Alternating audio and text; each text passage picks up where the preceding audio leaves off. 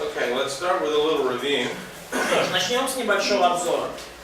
There are 4 steps that we're dealing with in hermeneutics. В герменевтике мы имеем дело с 4 базовыми шагами. So what's the first step? И какой же первый шаг? Observation. And so what's the most important step? А какой наиболее важный шаг? Наблюдение. Observation. Observations, that's right. What's the second step? Какой же второй шаг? Interpretation. Interpretation, that's right. What's the third step? Третий шаг. Соотношение. Correlation, соотношение. Yep. And the fourth step? Четвертый. Application. Very good. Now what does observation relate to? Хорошо. А к чему относится наблюдение? So, what questions? На какой вопрос вы отвечаете, делая наблюдение текста? About what the text is saying about. О чем говорит текст? What I see. And interpretation. Толкование чем занимается? What does it mean? What does it mean? Very good. And correlation. Соотношение.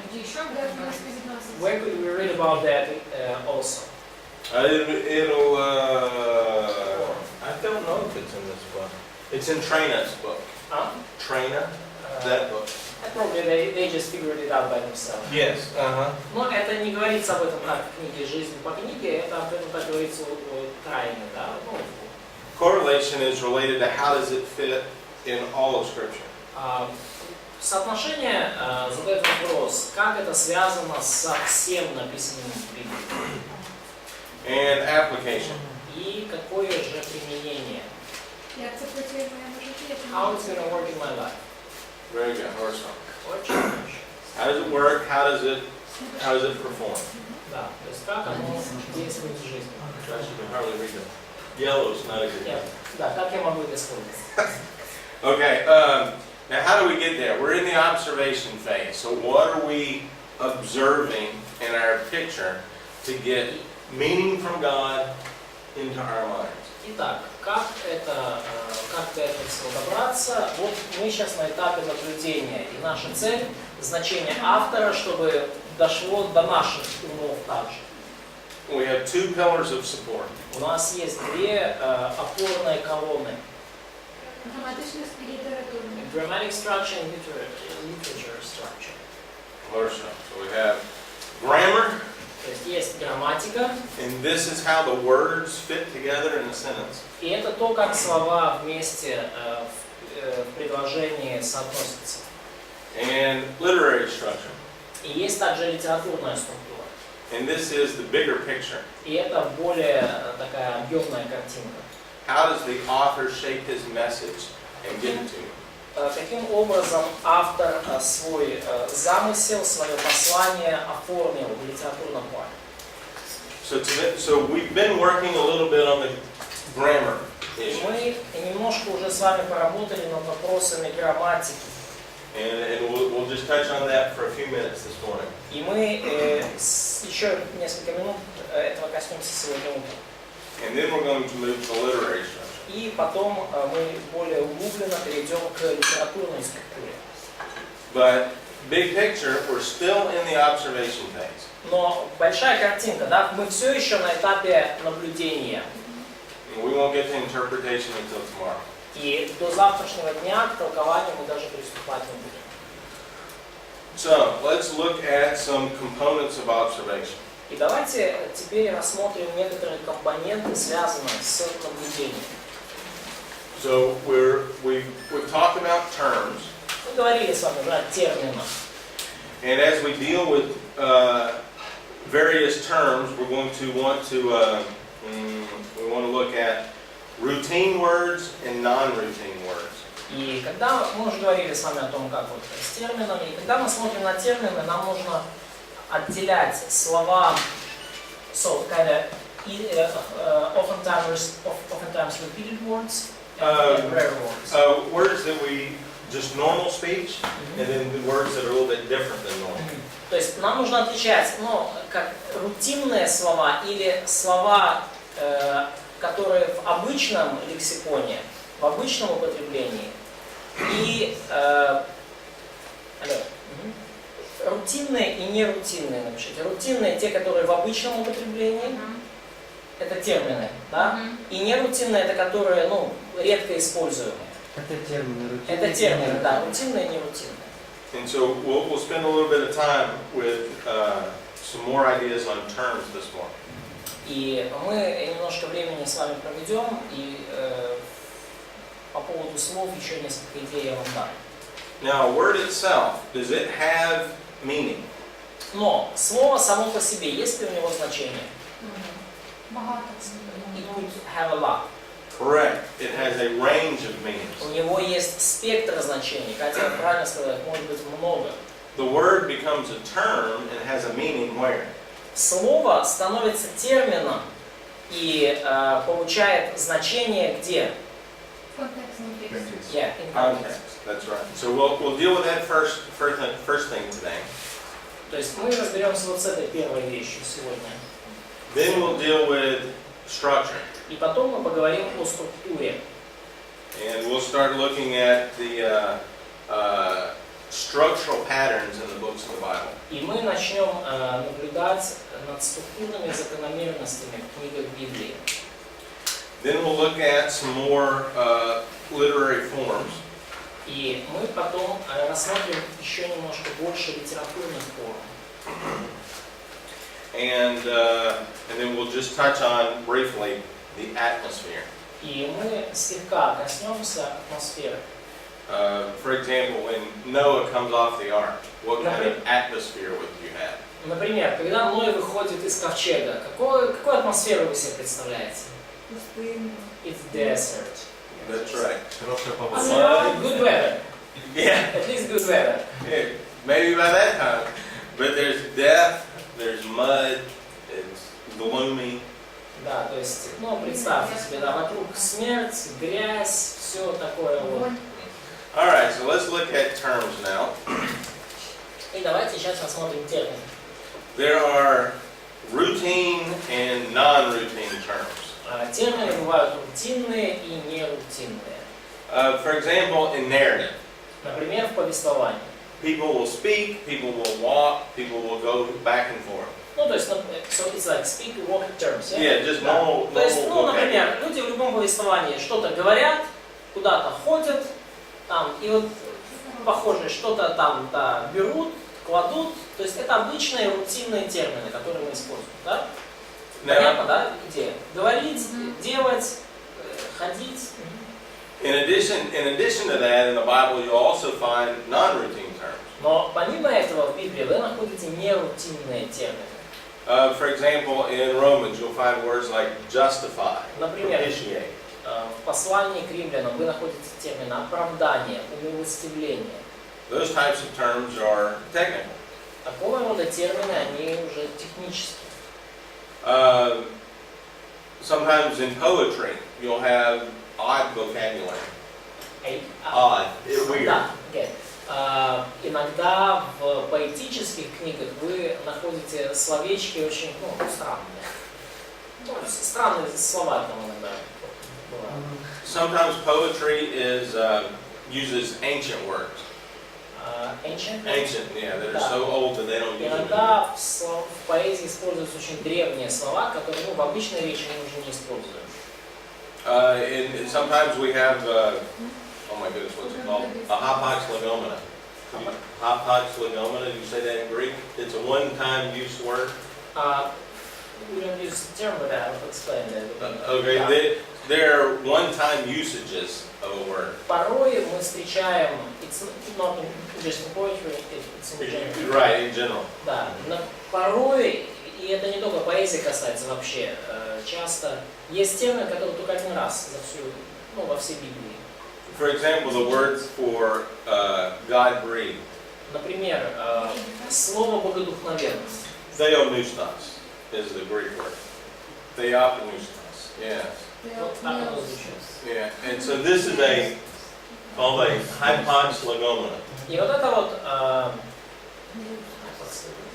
Hypox means one in Greek, and legomena is a word, or use of word. Ну, это слово, которое сейчас я вот точно термин уточню, но это слово, которое встречается только один раз. And those are words to notice and to spend some time on. И это слова, которые нужно отмечать, и это слова, на которые вам нужно потратить время. Secondly, Второй момент. we want to observe when there's a literal usage and a figurative literal usage. Ну, да, обычные и необычные слова перевели как, ну, то есть я перевел как рутинные и нерутинные, тут обычные и необычные.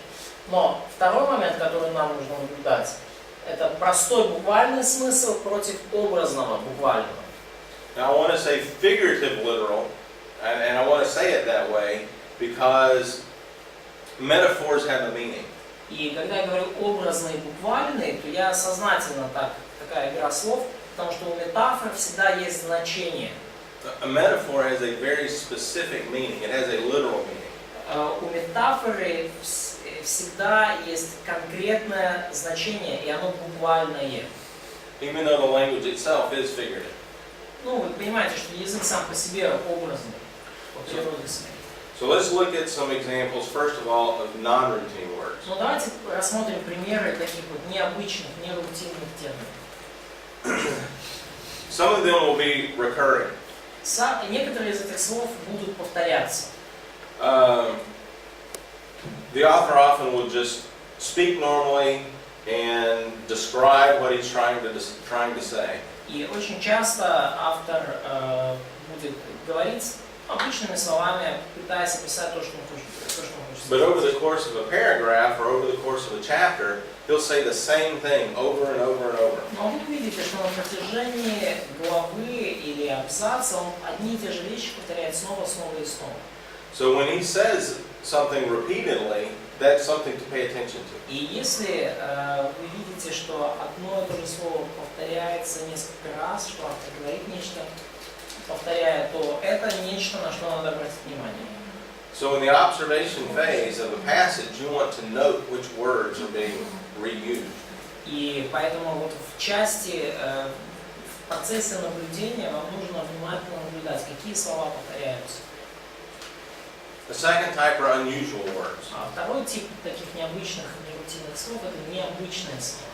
So as you're reading a passage and that word is unusual, you might want to circle it and put a question mark next to it. И если вы читаете текст и натыкаетесь на такое вот необычное слово, обведите его, поставьте вопросительный знак.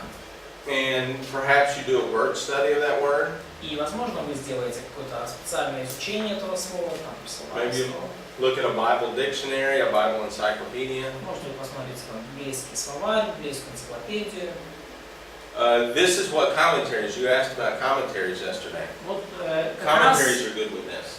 вот для этого очень хорошо подходят комментарии. Вот вчера был вопрос насчет комментариев. Комментарии в данном случае как нигде уместны. And often a commentary will have a whole section on one particular word. И порой в комментариях можно встретить целый раздел по одному конкретному слову. They're difficult words. Есть также трудные слова. And of course, these are the words you want to pay attention to in your observation. И опять же, и этим словам вы также должны уделять внимание в вашем наблюдении. And then of course you want to look at the main verbs and the main nouns of the passage. И когда вы наблюдаете текст, конечно же, вам нужно особое внимание уделять главным глаголам и главным существительным. Verbs are going to carry a lot of information based on their tense, if it's a participle, whatever it may be. И слова несут серьезно, слова значения несут очень серьезно, когда речь идет о наклонении, о времени, у глаголов особенно, то есть надо следить. So again, this is a list of things to pay attention to in the observation phase. И опять же, вот это список вещей, которым нужно уделять внимание в фазе наблюдения.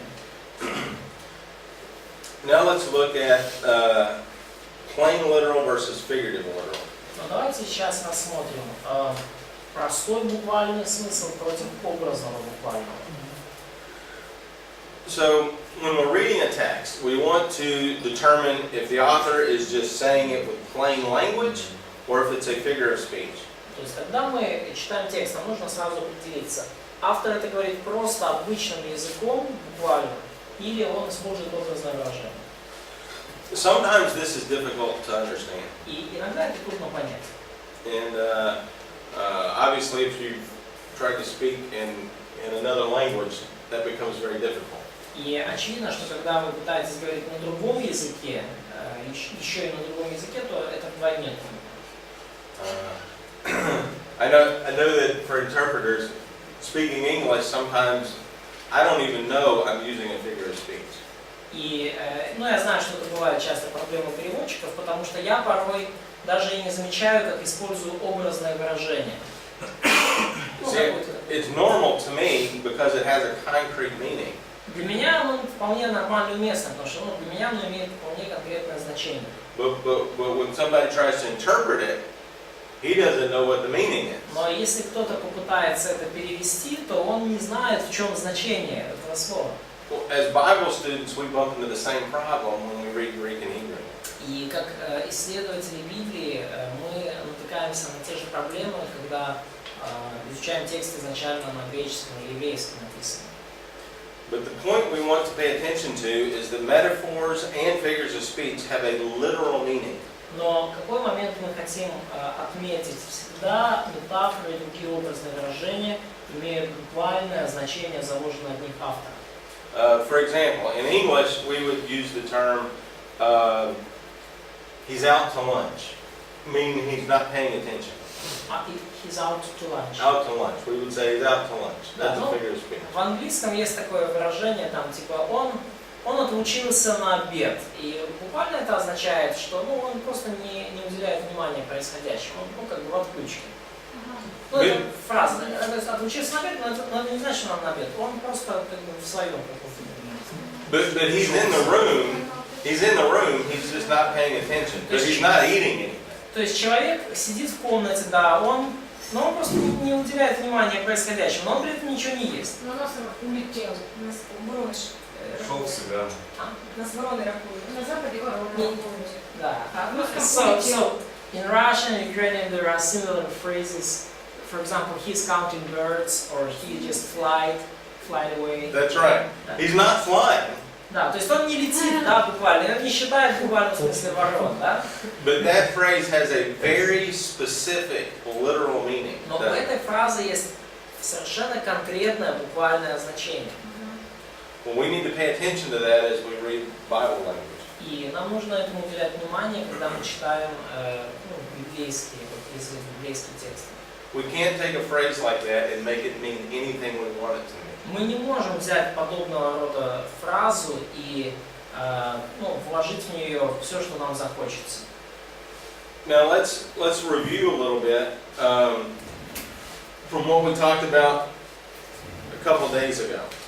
И давайте сделаем обзор из того, о чем мы говорили пару дней назад. We talked about contract language. Мы говорили с вами о языке контракта, языке договора. In Genesis 6:18, Бытие 6:18. This is the Noah's Ark passage. Это вот отрывок о Ноевом ковчеге. God says right before the flood, Бог говорит прямо перед потопом: I will establish my covenant with you. но с тобой я заключу завет. Now, this is the first word of the first use of the word bari in Hebrew. И вот это первое использование слова «бери» в еврейском языке. Covenant, yes? And so, we begin the Bible off reading contract language. То есть, и, по сути, в самом начале Библии мы уже встречаемся с языком контракта.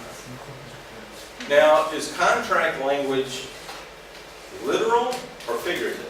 Язык контракта, договор, он образный или буквальный? Literal. It has to be literal. Он должен быть буквальным. And again, go back to taking a mortgage on a house. That a mortgage on a house or take a loan. Да, и, например, да, вот вернемся к ситуации. Вы берете в долг на покупку дома, на покупку недвижимости. No bank is going to let you interpret that language allegorically. Ни один банк не позволит вам толковать язык договора аллегорически. All of the dollars that are involved, all of the agreement that are involved are literal. All the time, the months are literal. Все доллары или гривны, которые прописаны в договоре, это буквальные цифры. Все сроки оплаты, это тоже буквальные сроки. All Ну, the- это понимают. Some people in Ukraine still trying to... I know, but they go to court and lose. Да, но если вы попытаетесь это понять, так сказать, образно, то попадете в суд и проиграете. And so the requirements of the contract are literal, И потому требования контракта, договора, они буквальные. and the punishments in the contract are literal. И наказание за неисполнение договора тоже буквальное. So immediately after the flood, in Genesis chapter 9, И потому немедленно сразу после потопа в Бытии 9 главе God makes a contract. Бог снова заключает договор, завет. Now look at Genesis 9, 8 through 10. И посмотрите, пожалуйста, на Бытие 9 главу с 8 по 10 стих. Who is this covenant with? С кем заключается этот завет? With you and your descendants. С вами и And- вашим потомством. И еще Кожа живой with душа. every living creature. Every living creature. Со всяким живым существом. Specifically with Noah and his family and his descendants. Ну, в особенности также с Ноем, его семьей и его потомками. But it's actually with all of creation. Но, вообще говоря, это именно завет со всем творением. So as you read a contract, there are going to be the parties described in that contract. То есть, если вы читаете контракт, договор, то там прописываются всегда стороны договора. Да? Now let's look at the next one. Genesis 15. Давайте следующий договор, завет, контракт. Посмотрим, 15 глава. А можно спросить, как с животными описаны в истории контракт? So, we ask how could God make a contract with kind of animals, birds? What is God promising А in что that Бог contract? пообещал в этом? Wait. Let me back up on a contract. What does a contract do? Возвращаемся по контрактам. Зачем вообще нужен контракт? Что он делает? Он дает гарантию. It gives guarantees. Guarantees what? Гарантии чего? Ну, безопасности, скорее всего, чаще. Guarantees of safety. Нет, в целом договор не про Ноя. Ну, что Выполнение. будет исполнены. It's a guarantees of executing or fulfilling some task. Yes, I would say behavior or action or work. То есть договор гарантирует исполнение какого-то поведения, какого-то действия, какого-то труда. So a contract guarantees behavior. Контракт гарантирует поведение. So in the Noahic contract, whose behavior is guaranteed? И в Ноевом завете, в Ноевом контракте, чье поведение гарантировано? God's behavior. God's and God's only. И только Бога. And so how can he make a contract with animals? И потому как можно заключить контракт с животными? Не истреблять их никогда. А? Никогда их не истреблять.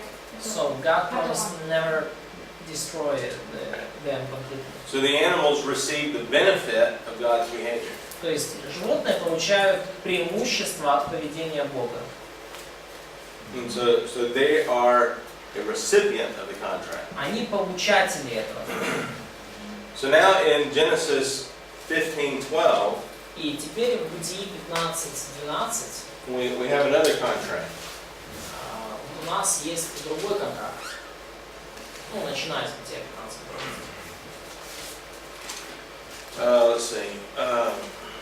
Someone read verses 12 through 18. Читайте кто-то стихи с 12 по 18. Okay, so there's the terms of the contract. То есть здесь мы видим термины контракта, да?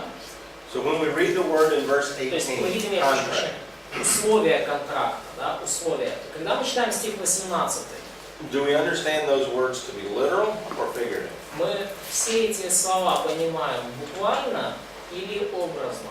Буквально. Literal. They have to be literal. Now, in the paragraph before this, we saw the dividing up of animals. И в абзаце, в параграфе до этого мы видим рассечение животных. And that's an ancient statement that if I don't fulfill my end, I will be cut in half like these animals. И это такой древний способ сделать утверждение, что если я не исполню мою часть договора, то буду рассечен, как вот это животное. And so who walked through those animals? И кто прошел через этих животных? God. God only, not Только Abraham. Бог, не Авраам. Nevertheless, the language is literal contract language. Но, как бы то ни было, язык здесь буквально, это язык договора. Now, a couple days ago, we looked at Exodus 20. И несколько дней назад мы с вами рассматривали Исход 20 главу. And again, the Mosaic Law is contract language. И опять же, закон Моисеев сам по себе, он записан в форме договора. Now, when we read through the Bible, much of it is an outworking of the Abrahamic covenant and the Mosaic covenant. И когда мы читаем через Библию, мы видим, что значительная часть повествования описывает исполнение Моисеева завета и Авраамова завета. So what we're reading is God fulfilling His contracts. То есть то, что мы читаем в Библии, это можно увидеть в этом то, как Бог исполняет свои обязательства по договору. So we could add to this the Davidic contract as well. То есть мы к этому можем добавить и завет с Давидом также. So the Gospels actually begin with the Abrahamic contract and the Davidic contract. И Евангелия начинаются с завета Авраамова и завета Давидова. Because Jesus Christ is a descendant of Abraham and a descendant of David. Поскольку Иисус Христос, Он потомок и Авраама, и Давида. So the language of the Bible, in its most general terms, is contract language. И язык Библии в самых таких, если общих терминах говорить, это язык договора, язык контракта. So when the prophets speak about physical, worldly events, are these metaphors or are they literal? И когда пророк говорит о каких-то земных физических вещах, как его понимать, буквально или метафорически? Буквально. Literally. They're literal. So our first understanding must be a literal understanding of the Потому text. наше первое изначальное понимание должно быть буквально. Now we're going to talk a little bit later in another session on how you identify things that are metaphors. И мы поговорим чуть позже в отдельной лекции о том, как нам определить все-таки метафору, образное выражение. And we'll spend some time on that. И мы время определенное уделим этому. But what needs to be in your mind first of all is the language is literal. Но что должно быть у вас первым делом в голове, является ли язык здесь буквальным? Okay, and so now let's take a look at some structural issues. Но давайте сейчас рассмотрим некоторые структурные вопросы по структуре. All right, so as you take a book of the Bible, И когда вы берете книгу Библии, there are patterns that authors often follow. есть определенные закономерности, которым зачастую следует автор.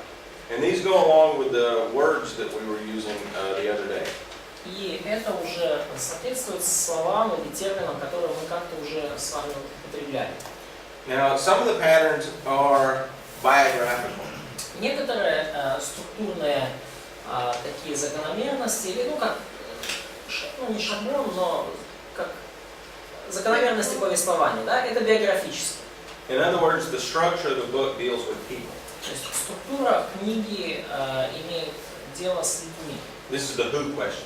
То есть тут очень важен вопрос «кто?». Now, I understand y'all just studied Acts. И я знаю, что все вы только недавно изучали книгу «Деяний». So how would you map out Acts based on the who question?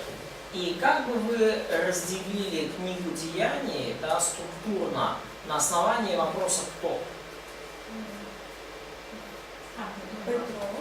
Питер. Ага. Павло. Какие главы? Петр и Павел. До 12. So Peter from 1 to 12 and Paul the rest of the book. Correct. You can divide it up that way. You might start at the very beginning with all the disciples. То есть вы можете начать, например, там со всех учеников в самом начале. And then Peter's the main character, and then Paul. И потом Петр со второй главы становится главным героем, ну и с 13 до Павла. In Genesis, particularly chapters 11 through 50. И в книге Бытие, особенно главы с 12 по 50. How would you divide the book up that way? Как бы вы книгу разделили Авраам, Исаак, Иаков. согласно? Сотворение, грехопадение. Не, с 12. Abraham, Isaac, Jacob и Joseph. Joseph. Very good. Very good. Yep. And so you can make those observations in a book that way. То есть вы можете такого рода наблюдения делать в книге. And tomorrow we're going to deal specifically with charting a book, where you draw the whole book on one sheet of paper. И завтра мы особенно коснемся вопроса, когда сделать график книги, когда вы всю книгу постараетесь изобразить каким-то рисунком, планом, графиком на одном листе бумаги. And one way to put Genesis on one sheet of paper is to divide it into 5 sections. И один из способов, например, книгу «Бытие» изобразить на одном листе бумаги, это разделить ее на 5 разделов. You have the human race in chapters 1 through 11. В главах с 1 по 11 это раздел «Человечество», And then you have Abraham, Isaac, Jacob, Joseph. и потом у вас будет 4 части: Авраам, Исаак, Яков и Иосиф. And that way, you can look at one sheet of paper and you can see an outline of a book. И таким образом вы можете взглянуть на один лист бумаги и увидеть план всей книги. Kings and Chronicles, a little more complicated, but the same way. Книги царств, книги Паралипоменон немножко там посложнее будет, но в целом то же самое. Да? Биографическая структура основана на биографиях отдельных лиц. Another way authors divide up their books of the Bible is historical. И другой способ, как автор может разделять книгу, это исторический способ. The historical way of doing it is dividing things up by events. И исторический способ вот это сделать, это разделять вообще повествование по событиям ключевым. And this is the answer to the what question. И здесь это отвечает на вопрос «что?». Да? Там разделяли по персонажам, героям биографическим, здесь разделяем по событиям. Там было кто, здесь что. The book of Exodus is divided up this way. Книга «Исход» таким образом разделена. We have slavery and the 10 plagues. Мы видим там рабство, 10 казней, And you have their deliverance up to Mount Sinai. избавление на горе Синай. And you have the giving of the law. Есть даяние закона, And then you have the tabernacle described. потом есть скиния, здесь rebellion also. Oh, yeah. Да, ну там, да, много чего. Yep. And then the golden calf is kind of a sliver in the middle. And then they complete building the tabernacle. Sliver. Just a little Great. thread, yeah. A little. Да, ну вот и вот этот золотой телец, это как будто вот посредине такая, ложка дегтя в бочке меда, да? Ну и потом заканчивается все таким построением скинии. And so Exodus can be divided up in events. И потому книгу «Исход» можно вот так разделить по событиям. The book of Numbers is the same way. Книга чисел, кстати, то же самое. So this is one way to look at a book of the Bible, is what are the main events that occur in that book. И это вот один из способов взглянуть на книгу Библии, какие основные события там происходят. You can also ask the when question. И также вы можете задавать вопрос «когда?». And authors will divide up their books in a chronological method. И автор будет делить книгу хронологическим методом. Judges, for example, Ну или, например, книга Судей. is divided up chronologically. Она разделена хронологически. So we have 7 cycles in the book of Judges. У нас в книге Судей есть 7 циклов. So they have a number of years of peace. То есть есть какое-то время мира, несколько лет. They have rebellion and then idolatry. Потом есть восстание против Бога и падение к идолопоклонству. And you have oppression, and then a new judge is brought up. Потом возникает притеснение извне, от завоевателей, Бог поднимает нового судью, And you have so many years of peace.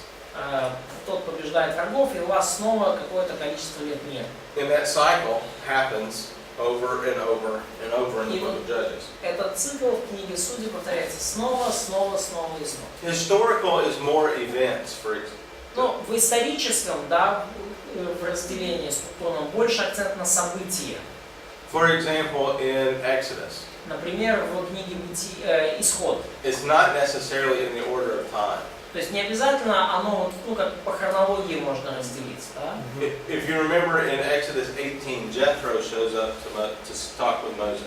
То есть вы помните, да, в Бытии 18 главе, ну, вдруг откуда ни возьмись, появляется Иофор, да, и общается с Do Моисеем. you remember what Jethro criticized Moses for doing?